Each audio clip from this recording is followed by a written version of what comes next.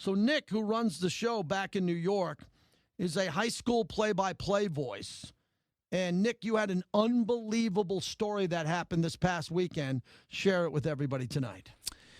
So if the news hasn't gotten to you at this point, so last Friday night I was doing play-by-play for a high school football game, semifinal playoff game at Pleasantville High School in southern New Jersey, around where I am from.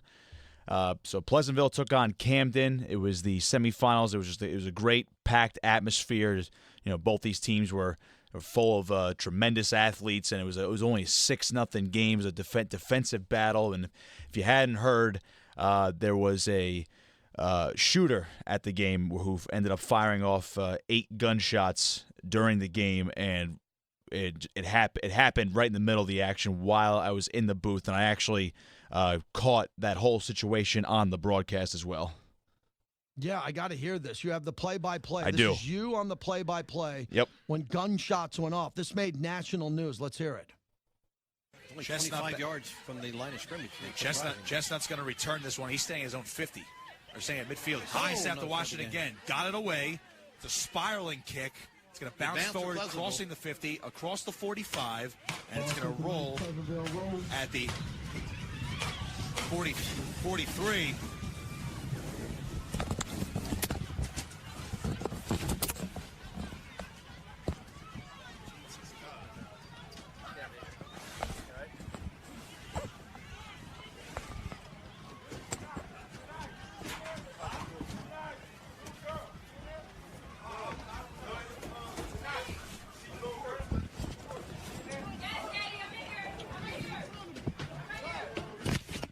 All right, so that was incredible. I could hear how many shots were fired? Well, 8 shots. 8 gunshots are fired while you're doing play-by-play.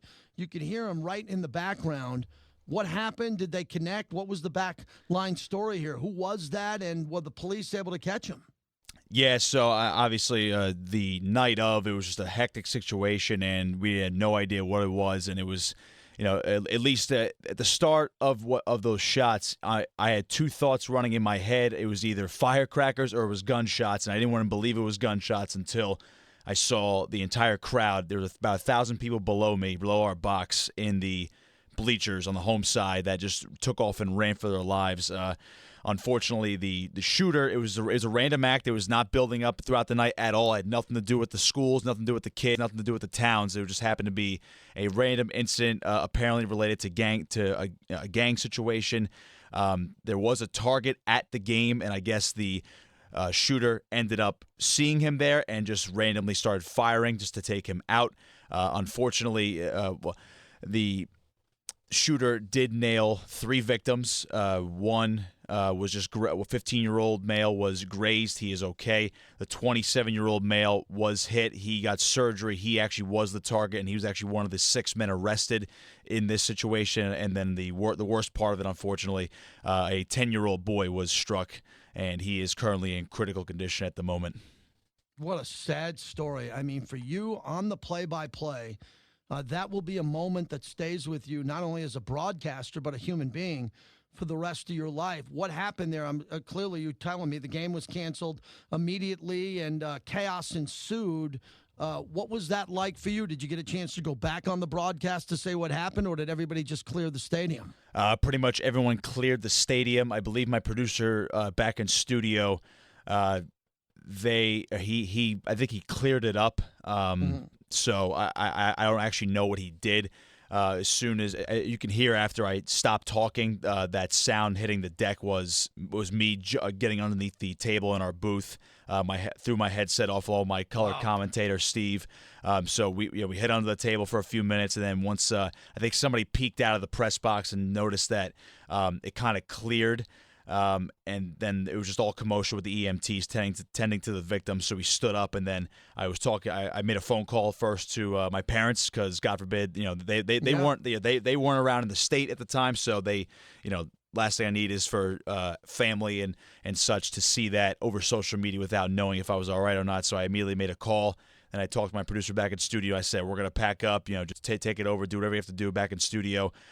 So we packed up, and then we looked at the field, and it was mostly cleared out, but still there was a handful of people left, and there was just pandemonium. It was just horror pretty much all around, and we were able to get out of there.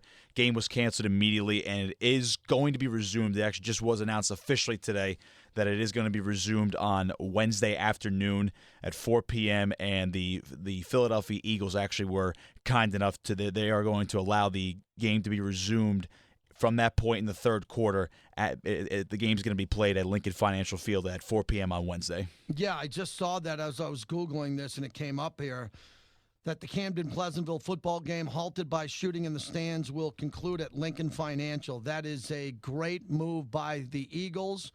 You'll be on the call. Let's hope. Yeah, let's hope so. We are working out the kinks right now to make Yeah. sure we have clearance to do the broadcast. But Okay. I want to say to the all the fans and the family members of the victims and all the entire Pleasantville and Camden communities. I mean, they really deserve to finish this game because they did nothing to deserve that incident on Friday. Nobody does, and I just hope they can finish it out. We can finish it out, and just so the public knows that that everyone is above the senseless act that happened on Friday. Yeah, Micah Tennant, the youngest person shot at the football game, as you mentioned. He's in a coma at Cooper Medical Center where his condition hasn't changed. So, again, very difficult story, Nick, and I know you're working through this, and thanks for sharing it with us. We haven't been hanging out yet. I just started this show with you, and Again, a very difficult time for you as a young broadcaster getting through this, but we're thinking about the victims here, and hopefully the game brings people together, and this little boy comes out of this and he can have a full recovery. It's a really sad story. Yeah, it really is, and we do hope he has a full recovery. He has a GoFundMe page out there. I think it's reached almost about $20,000 already, so the community's really stepping up. And he's only 10, but one of the running backs for Pleasantville, Ernest Howard, he's actually going to switch his number for the game on Wednesday from 2 to 10 in honor of the boy who only is 10 years old. So he's going to honor him that way. And no matter who wins this game, when they resume it, as long as they finish it, and the community rallies around it. And again, the only people that are going to be allowed in attendance are family members and parents of the players, so it's going to be limited. Smart. But again, it's going to be streamed for free, and hopefully we get on the radio broadcast again and finish it up as well. And then just again, if Pleasantville does win, they actually would host at home back at Pleasantville High School the sectional finals. Against their rival Cedar Creek, which would be a fantastic way to try to cap off the season, see them maybe even win their first sectional title ever. Well, thanks for sharing that story. Really disturbing story. 888-623-3640.